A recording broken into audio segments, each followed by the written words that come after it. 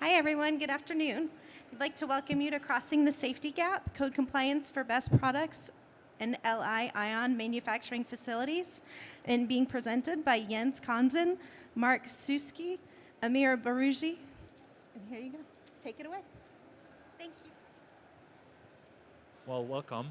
Thank you all for coming. Let's get this started. My name is Jens Konzen. I'm a vice president with Jensen Hughes, and I'm going to lead the introduction here into our presentation, Crossing the Safety Gap, Code Compliance for Battery Energy Storage System Products, as well as lithium-ion and BESS manufacturing facilities. I have with me here today my colleague Mark Suski, who's a senior director of the Midwest and one of our technical fellows, very experienced with automotive manufacturing as well, and our lead engineer Amir Barugi out of Canada, who will talk about of the specialties that you need to be aware of in Canada when you plan to manufacture there. We have put together this agenda here, about seven agenda items, brief company background about who Jensen Hughes is. I promise to keep this very short, provide a background into the subject matter. We actually have a lot of market data in there as well. There's right now a lot of discussion, a little bit of concern maybe with tariffs and policy changes.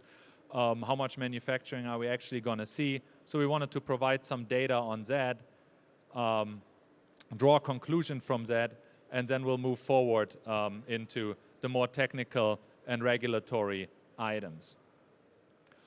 So Jensen Hughes, who are we? We are like an engineering consulting firm. We offer leading-edge safety and security, safety and risk-based engineering. We're about 2,000 people, almost 100 offices worldwide. We have a very heavy presence in North America, primarily USA, of course, but also Canada. Recently, we enlarged our footprint significantly in Asia Pacific, where we also have large-scale test capabilities. When it comes to the battery show this week, or battery manufacturing, testing, electric vehicles, energy storage systems in general, the capabilities that we have or the solutions that we provide typically address warehouse storage of batteries, rack storage, automatic storage and retrieval systems. It's very challenging from a hazards and safety perspective. Battery testing, risk assessments, emergency response, emergency planning. If you do have like let's say like a large fire, you really want to know what to do then and not invent the safety plan. Fire explosion control, smoke control, modeling, these are some areas. But then most importantly, what we're going to talk about today is the codes and standards, right? What's the law? What do I have to comply to with this facility or with this product? And sometimes that's a gray area where like, hey, my product looks like this, the law looks like that, but I know it's a good product. You sometimes can pivot and do like a performance-based design assessment, and that's an area we support as well.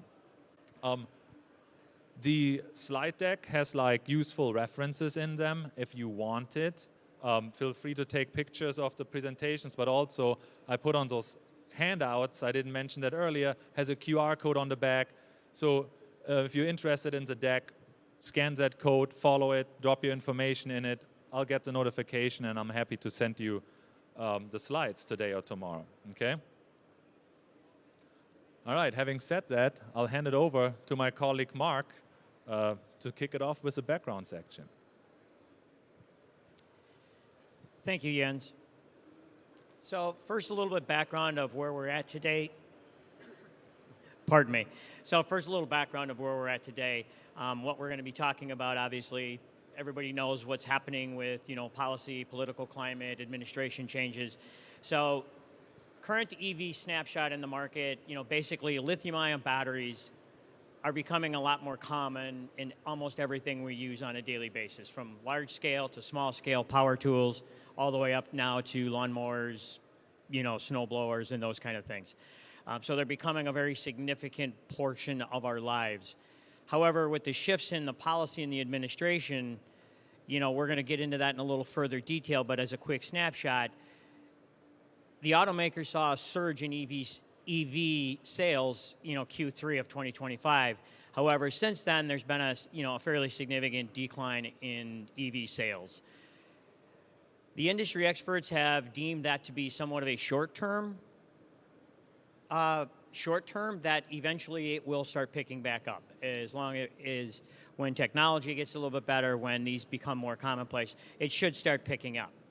However, one of the industries that we're seeing that has been very, robust in this, current climate is the lithium-ion battery energy storage systems, or BESS, as they call them. That aspect has been very strong and will be very strong for the near future.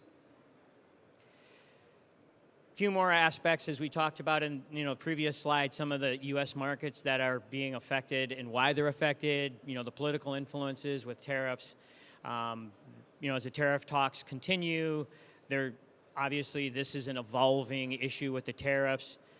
There's also the strategic factors with supply chain issues, with making sure that you're not having a single source as the economy and people want to start relying on these batteries more often.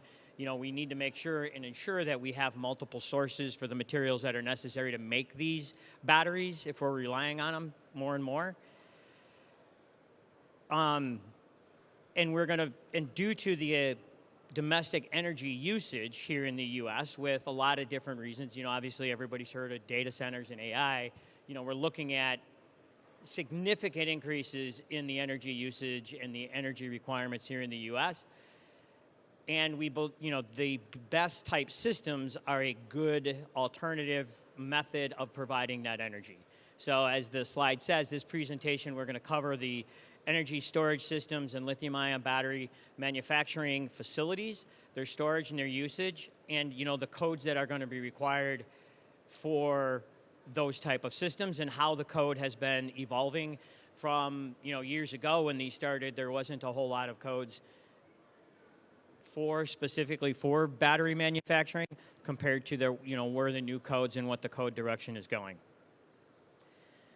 So some of the best applications that we're seeing out there on a regular basis now, we're seeing them expand, is the grid scale applications. As you can see, we're looking at grid scale applications to store excess power. For example, the old adage when people would talk about alternative energies, the comment would come up, I'm not generating energy when the wind's not blowing or the sun's not shining. So now they're using, these BESS systems to alternatively power these, these lithium-ion battery cabinets that in turn can be stored to be used at a later date. Can also, when the sun's not shining or the wind's not blowing, can be, puts the power back on the grid. So a lot of what that does is and then also you have, what we call peak shaving, where, companies are taking energy off the grid at night when demand or whenever the demand is the lowest, and they're charging and they're storing this energy, and then when peak demand comes up, they turn around and they just sell that energy back on the grid for whatever X amount over what they charge their batteries for, the peak shaving or load shifting.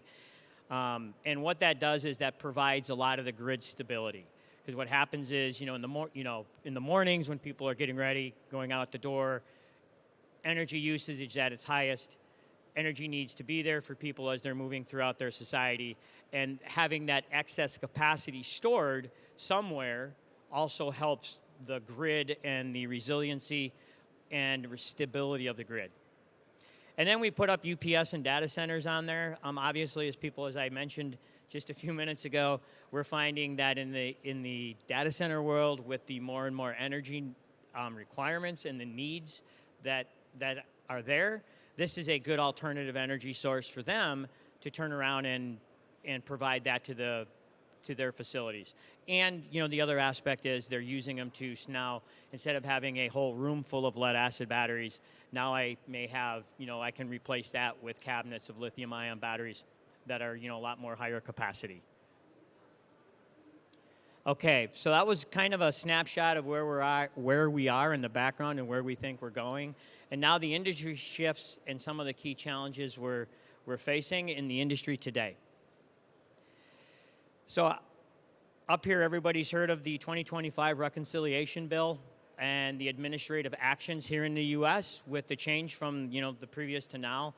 The current government incentives ended October 1st, 2025 for all EVs. And that's why in the previous slide you saw that EV sales in Q3 jumped real high while the incentives were still there and dropped significantly in Q4 when the incentives were gone. Non-lithium-ion battery tariffs for energy storage applications have increased in some aspects from 7.5 up to 25%, and those will go effective January 2026. The cost of the battery is a significant portion for any product that relies on energy storage. So obviously with those tariffs, it's going to potentially significantly impact the cost of these products. And then currently the 7.5% on Chinese batteries scheduled to increase to 25% in 2026. So that's a lot of significant changes that happen from administration to administration. However, the one that really was not affected as much was energy storage tax credits. As you can see, the reason we highlighted it up on the screen, those energy tax credits for BESS type systems are staying in place till 2023. And then as you can see, they slowly get phased out after 2035 is when they totally expire, but it's 10 years from now. So they are still there, and they're still going to remain strong for the near future. So that's why the industry believes that the BESS type applications are still going to be strong. So what that leads to, and what that is leading to, and what we're finding out, is the overall onshoring of this manufacturing. To avoid some of the tariffs, companies are looking at onshoring here to the U.S., trying to forego all of those high tariffs. So the overall large cumulative market growth in concert with policy shifts is setting the incentives on onshoring the lithium-ion battery manufacturing. And it will also increase the resiliency of the supply chain. Because like I said, if we are as a society relying on stored energy, these products more and more, it is imperative that we have a supply chain that meets the demand. And as that demand increases and we move into more critical type applications that we're utilizing stored energy for, we have to ensure that we can manufacture them, we can get the products here, and we're not relying on a single source. However, what that's doing is the U.S. policy impacts on the battery components and the battery manufacturing here in the U.S. It creates new challenges for some of those equipment manufacturers and some of those equipment suppliers and some of those companies that are foreign entities trying to avoid the tariffs and avoid some of the regulatory issues that are in place right now and bringing it on shore. However, they need to know what they're going to come up against because, as we all know, codes are different from every place you go. And, here in the, codes are different from country to country. And as some of our colleagues were talking about earlier, it's even significant when you go within the U.S. from state to state. So having an understanding of where those codes are going and understanding that when you're bringing some of this back to shore, on shore, you need to make sure that you're complying with all the local codes. So for these next few slides, I'll turn it back over to my colleague, Jens. All right. Thank you, Mark. Yeah, just wrapping up the outlook section. So I think from an economic perspective, I think we learned the incentives are in a big picture still there, that we see those projects going forward. We receive a lot of phone calls, get a lot of emails where engineering firms come to us and say, hey, can you guys help us with codes and regulations, safety concept, and so on, because we are moving forward. Another component, in addition to tariffs and the investment tax credit that we discussed, I wanted to throw in there, is just it's generally, how's the power demand on the power market, right? And so when we look at the 5-year utility scale capacity forecast, that remains pretty constant.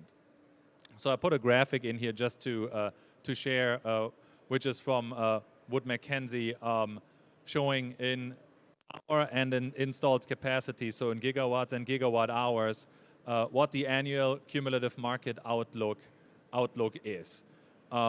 We see like 2025 is a record-breaking year for utility storage, so we need those products. What we're also seeing, though, is like a market acceleration, because when tariffs talk started, like a lot of companies finalized purchase agreements and got their batteries before like that happened. So that's why we are seeing now like a very accelerated market with like about 19 gigawatts installed by the end of this year. So naturally, we're going to see a dip next year and the year after. But keep in mind, these are storage additions, so that doesn't mean that there's less capacity. We're still adding. So when you look at, if we focus on the power graph on the gigawatts, so in 26 and 27, we are still adding better than 2024 levels. So like, right, so that's a pretty good market. So, so the big conclusion here is the storage segment faces policy changes, but in the short term, but is expected to recover pretty quickly and get back on this extreme growth trajectory. So that's just like a highlight from the power market and as well as the general economy. So we'll see more factories being built here in Canada and in other places to provide a more resilient supply chain. Couple projects to highlight that we already saw right here in Michigan, LG Energy Solutions with the LFP cell factory for battery energy storage that is being wrapped up in Holland, Michigan. We have Goshen, just finished a facility in Manteno that is BESS assembly and cell production in the future. Likewise, Lithium in Mesquite, Texas. So these things are happening, and they all are in different locations, so they all had slightly different code requirements, okay? So important to know them. And with that, hand it back to Mark. All right, thanks, Jens. So the next section, we're going to just talk about some of the best product compliance requirements. So this slide, obviously there's a lot of code, there's a lot of testing standards on there. Not going to go through each one of those individually. Like Jens had said, on your chairs there are QR codes. If you want, just snap them. This can be sent to you so you can walk through and look at all of the different UL type codes that are there that are required for testing. And as the typical test is, you're looking at performance testing, overcharge testing, short circuit, thermal runaway, and full-scale environmental testing and endurance testing and temperature cycling. So those are the battery of tests that are typically ran for, and those are the requirements from UL and the other standards that they have to comply to. Now here's the test standards that are generally governed for EVs and like e-mobility. Now e-mobility is becoming very popular. Everybody's been through large cities, seen the battery operated scooters, you've seen the battery operated bikes and vehicles, very popular. Those are the standards that are usually tested for those, and as you can see, they're very different than what the other best standards were. So to ensure that, sometimes in the industry, people are saying a lithium-ion cell, whether it's a car, for a automobile, or whether it's for a BESS system, it's a lithium-ion cell. It's the same.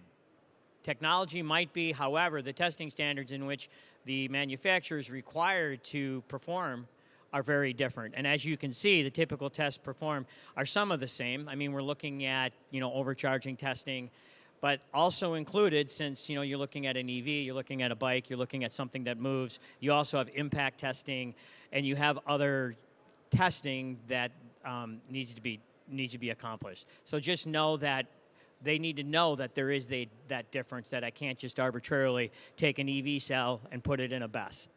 Because yes, it's a lithium-ion cell, however, different testing, different requirements. the BESS system and kind of go down into a couple of the key items here into the testing requirements and compliance. So the UL 9540 is for energy storage systems and equipment, and that also includes a UL 9540A for thermal runaway testing and large-scale fire testing, excuse me. And that one is becoming, now that that has been codified into the new NFPA 855 that's coming out, that now large-scale testing is going to have to occur. In fact, there was a presentation here, I believe, yesterday that talked about the requirements in large-scale battery testing. So that is in, right around the corner. So the other issue we always had is the older codes, like, for example, we're here in the state of Michigan. Up until a few months ago, the state of Michigan followed the 2015 edition of the IBC. Not a whole lot of information in the 2015 edition of the IBC about lithium-ion batteries. The same thing is they recently went to the 2021 edition, which has a little bit more information, but still not a significant amount of information. So the new 2024 editions of the IBC, the International Building Code, and the IFC both now have provisions in there specifically for BESS. Also, 855, NFPA 855, is the governing standard for BESS-type systems, and that is, I believe it's on its third cycle. So as the batteries evolve, as this technology evolves, this standard has also started to evolve. So the next section, we're going to talk about facility design and somewhat what's in the manufacturing compliance, because with those new codes, also changed with some of the manufacturing requirements. So the ICC codes, as I talked earlier, the IBC in particular, it started to include lithium-ion battery storage, use, manufacturing, and the implementation of BESS systems, or BESS, in facilities. So what has happened in the early sections, in the 300s, 302, which is the occupant classification and use group designations, each one of those now has a section that includes lithium-ion batteries, or BESS. 903 is the sprinkler section. That also has a requirement for BESS-type systems and inside of that section. However, I believe probably one of the most significant changes that has been made has been in section 907, which is the fire alarm section. And I highlighted it and wrote it on the, it's on the presentation, talks about a fire alarm system activated by an air sampling smoke detection or radiant energy sensing detection system shall be installed through the entire fire area where batteries are manufactured. That section in 907 appears in the requirements for Group B, Group F. So that's a lot of times these battery plants try to stay as an F1, and maybe have an H3 area, a couple of H3 areas that will be inside of the facility, but we primarily want to be an F1. It's under Group M and Group S, and the storage requirements. So traditionally, that's a very significant change, because in a traditional F1 and S1 and all of these use groups, we wouldn't put any other smoke detection systems inside a building that's already fully protected by an automatic sprinkler system. So that is a pretty significant change inside of the code. Now, if the municipality also follows as their fire code, the International Fire Code, they also have included changes and modifications inside of their code, under the section 320, which is a lithium-ion and lithium metal battery storage. And also the IFC, when you look at the requirements for 907.2.4.1, Group F, it is aligning with the IBC.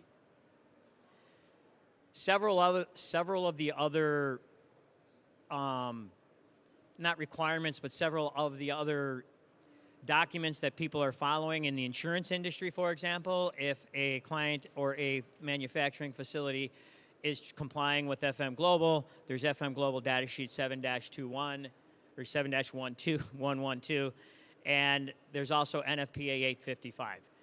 Sometimes what we found is AHJs, even if it's a battery manufacturing plant, are still looking towards 855 in certain instances for guidance. If they can't find an answer, if they can't find the specific requirement within the IBC or the IFC, they're actually still going to the 855 for guidance. So at this point in time, I will, those were somewhat the high level of the US code requirements. So I'm going to turn it over to my colleague, Amir, who's going to actually talk about, since we're here in Detroit, so close to Canada, he's going to talk about some of the requirements for the Canadian facilities. Thanks, Mark. So currently, there are no Canadian battery manufacturing specific prescriptive requirements in place, but there are efforts to catch up with the industry and develop codes and standards. So then what is the method, basically? We basically do a hazard identification and risk assessment in the absence of prescriptive requirements in the codes. That could include a process hazard analysis or a PHA, or HAZOP studies, or other forms of risk assessment, basically, other types of risk assessment. They can be used on a case-by-case basis. And the industry often references Canadian Electrical Code and NFPA and UL/ULC standards as a best practice guideline. Obviously, the base is the National Fire Code of Canada, was known as an NFC, and it is used in combination with hazard analysis and NFPA and UL standards. So that's the approach. So this approach, this blend, provides regulatory defensibility and ensures alignment with good engineering practice guidelines. So what are some requirements unique to Canada? So one of them is a pre-startup health and safety review, often known as PSR.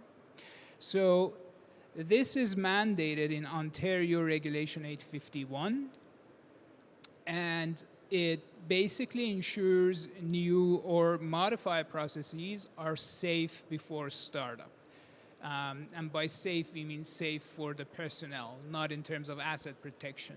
So personal safety and operator safety is the focus here. So when pre-startup health and safety reviews are required if we are introducing a new equipment, a new process, or hazardous materials into a process, or we are modifying an existing facility, which is going to impact fire and explosion safety in the facility, or basically we are using protective elements, such as interlocks, safety control systems, machine safeguarding, ventilation, etc. And again, the focus is to make sure that these safety control systems are in place so that personnel and operators are safe. It is conducted, it should be conducted by a professional engineer, and needs to be signed and sealed by a professional engineer. It is currently mandated in Ontario, so it's not mandated in other provinces, but it is basically used as a best practice guideline in other provinces as well.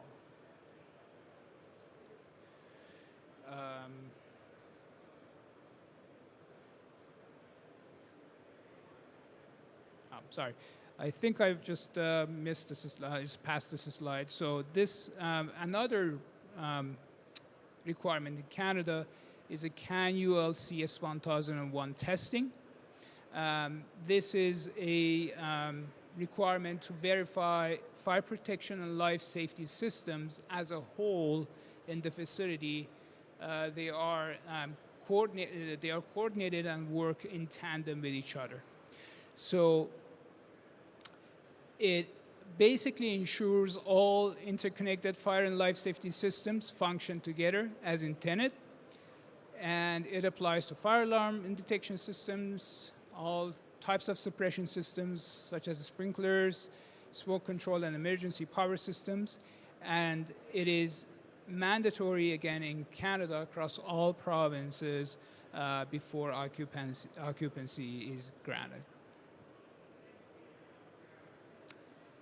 And I'm going to hand it back to my colleague Mark for the rest of the presentation. All right, thank you, Amir. So the last section, we want to talk about some lessons learned that we have over the last several years as we've been working to onshore and working with some of our clients about bringing this technology, here to the U.S. So one of the big things is engage AHJs early. As you look at the codes and standards, as I showed you, we were talking about how they're changing, how they're always, they are changing. Battery chemistries are evolving. Local authorities may have specific requirements, based on their local capabilities, and some of it does involve what the capabilities of the local firefighting, what the local firemen are capable of doing. You want to align on any performance-based designs that may happen. What we found in a lot of cases is, for example, one of the issues we found is that these facilities are very large. They have many, square feet. You can't keep the prescriptive requirements for occupant egress there. So somehow you either have to use some sort of prescriptive or some sort of performance-based alternative to ensure that you're able to get everybody out of the building safely. That's usually done by smoke and fire and egress modeling. So you want to align with the HJs early to ensure that they're on board with some of your approaches. Another significant portion is the equipment equivalency. A lot of this equipment is being shipped from overseas, from other countries. When it gets here to the U.S., it may not have all of the required necessary listings. Here in the U.S., it may not be UL listed, FM approved, or ULC, or any other, what we would consider a nationally recognized testing laboratory here in the U.S. So sometimes you either A, need to look for an equivalency testing facility that has performed tested and review to ensure that it has been tested to an equivalent level, or another one that we see that we have done and we still perform is doing a field verification and field validation inspections.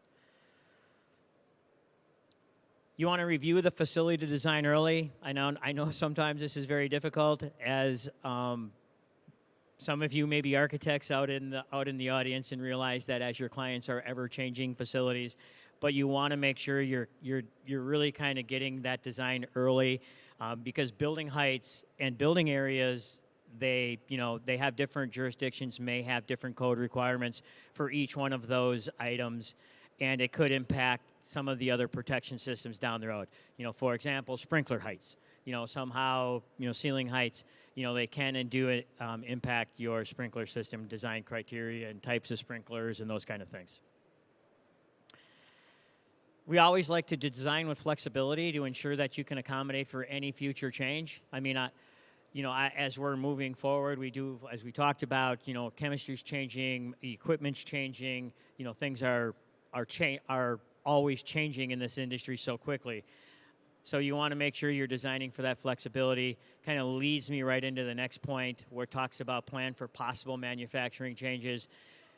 The same type of scenario, not just as battery chemistry changes, as those chemistries may change, we also may need to change some of the process equipment out, or we may also need to change out some of the fire protection and life safety equipment.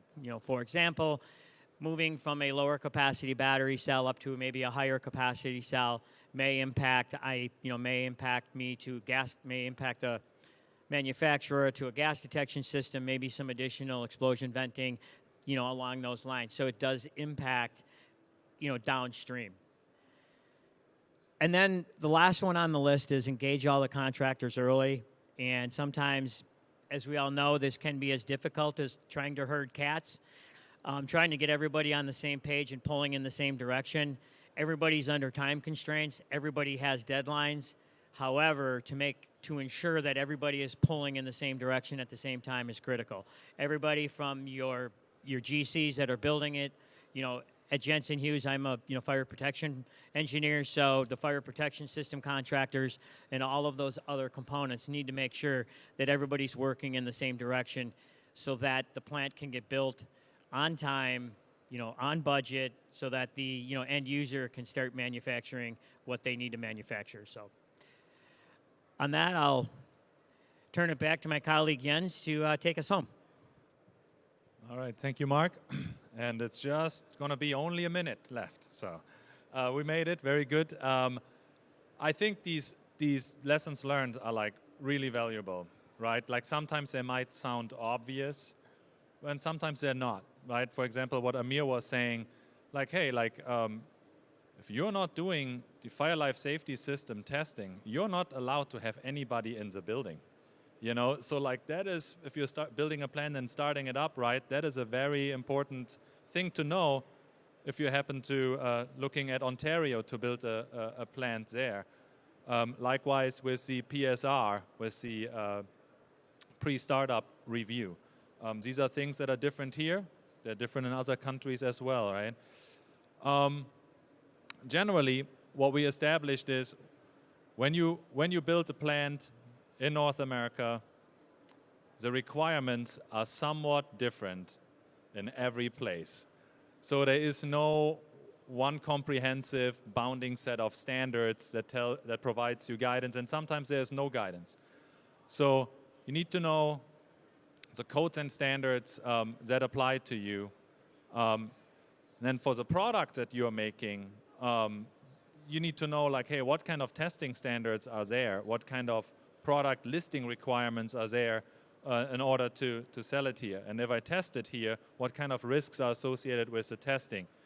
We often see test facilities part of the manufacturing facility.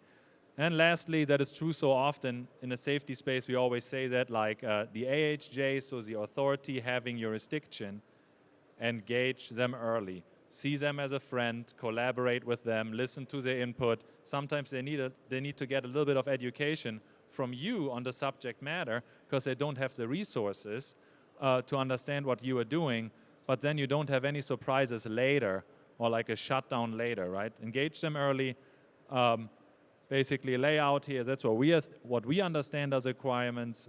Do you agree? And where you cannot meet the requirements, lay out what the approach is, the performance-based approach to meet those requirements and then still meet the intent of the codes and regulations. That's it in a nutshell. So if you have any questions, we have a few minutes to take some questions now. Otherwise, feel free to reach out to all three of us directly. Contact information is up there. And if you like the slides, please scan the QR code and we'll be in touch. And we'll also be around here for a few minutes afterwards. But if there are any questions right now, if you want to raise your hand, we have a microphone going around over there. My main question would be, is it possible to get a copy of this presentation? That's number one. Number two is you addressed US and Canada. Do you have any comments on the rest of the world? Okay, I start with the easy question. If you scan this QR code, you'll get a copy of the slides. We're happy to share it. Or feel free to send us an email and we get back to you. Okay, so we need to manually send you the slides, but they can be shared. Yeah, rest of the world, good point. What we see all the time, our customers, they tell us like, well, I just built this plant exactly like this in China and it's working very well. And it is. You know, like, why do I need to build it differently here now, right? So different countries, different regulations. I can add a little bit to, like, I mean, Amir spoke about Canada. In Europe, what I see, I have a little bit of background there, is like it's very heavy on risk assessments. So it's very heavy on IEC standards, and then hiring a subject matter expert who will prepare a risk assessment of the facility and then inform the design of mitigation measures that way. So, and then typically the authorities, they will hire a third-party SME to review that and agree on that. So you have like 2 layers of safety in that, but it comes down more to people and less written rules in Europe.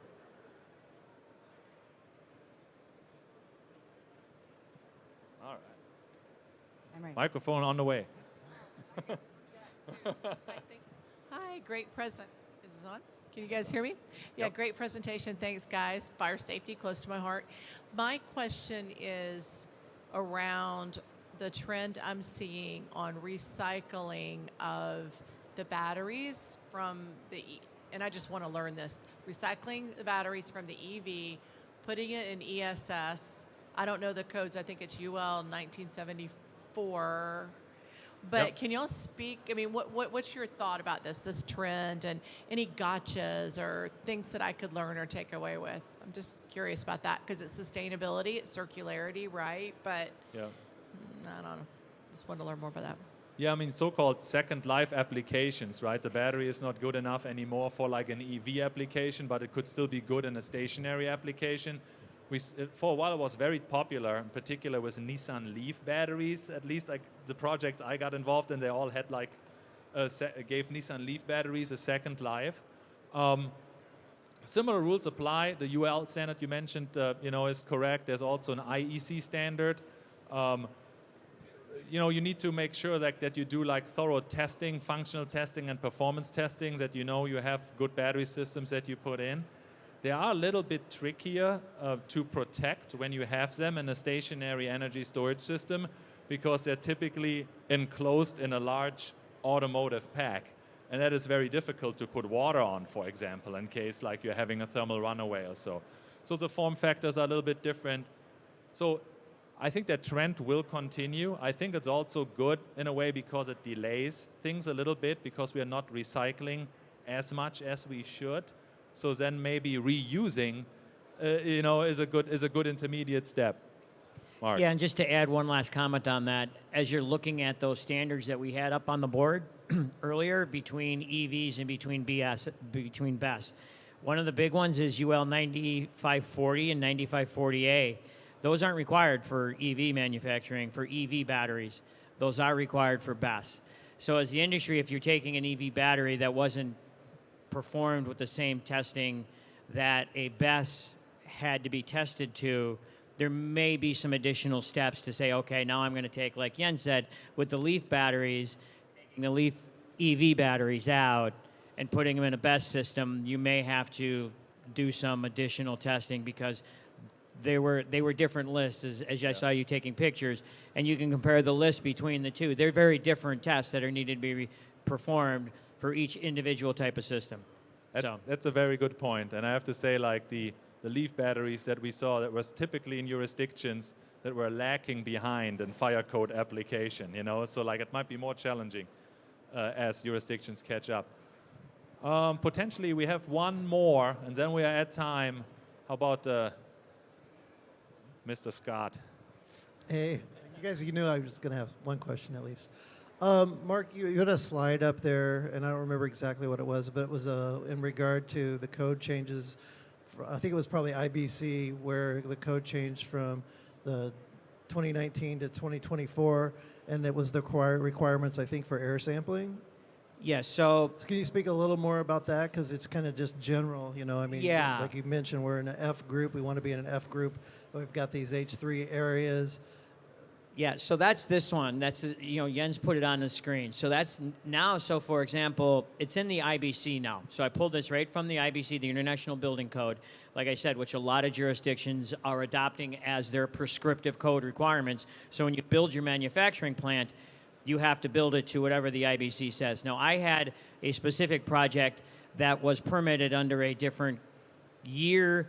The AHJ came back and said, I want you to follow 2024 because the one we're using doesn't have sufficient requirements in it. And then we saw this requirement. So it's a little bit there's a lot of ambiguity here. Well, So- it is because an F building is huge, right? Correct. So air sampling where, how much air sampling, Correct. you know. So this is where going back to what our conversation was, having that conversation with the AHJ early and often, because it talks about, that's right out from the code, it installed throughout the fire area where batteries are manufactured. That's basically, if you look at it, so does that include, so when you're manufacturing the cells, you have the process, when do you actually consider it a battery cell? I have a lot of raw materials that come up to this point. Then I have my cathode, my anode, you know, electrolyte injection. Then I have electrification. So where do you consider that? And that's where those conversations need to have, because we've had a conversation with one that said, okay, up until that point in time, everything is prescriptive.